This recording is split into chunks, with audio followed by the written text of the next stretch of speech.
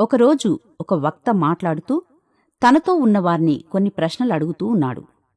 అన్నిటికంటే పదునైనది ఏది అని అడిగాడు.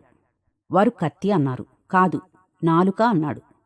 నాలుక హృదయాన్ని కోసి మనిషిని ఎంతో తీవ్రంగా గాయపరుస్తుంది. రెండవ ప్రశ్న, మనకు అందనంత దూరంలో ఉన్నదేది అన్నాడు. సూర్యుడు, చంద్రుడు, నక్షత్రాలు అన్నారు అంతా. కాదు, మన గతం.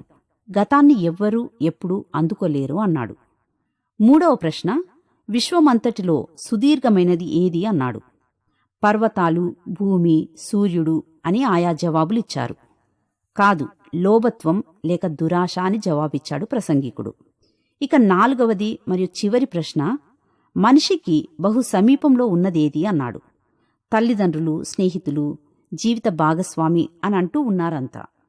కాదు కాదు, మరణం అన్నాడు ప్రసంగికుడు. ఎవ్వరూ ఒకరికొకరు సమీపంగా ఉండరు. వారందరికంటే మరణం ఒక్కటే అందరికీ సమీపంగా ఉంటుంది. దేవుని వాక్యం ఇలా సెలవిస్తుంది, మాకు జ్ఞానహృదయం కలుగచేయుము, మా దినములు లెక్కించుటకు మాకు నేర్పుము. మనకు కత్తిలాంటి నాలుక ఉంది, అందుకోలేని గతం ఉంది, విస్తారమైన దురాశ ఉంది. ఇక మరణమనేది ఎప్పుడైనా తలుపు తట్టవచ్చు.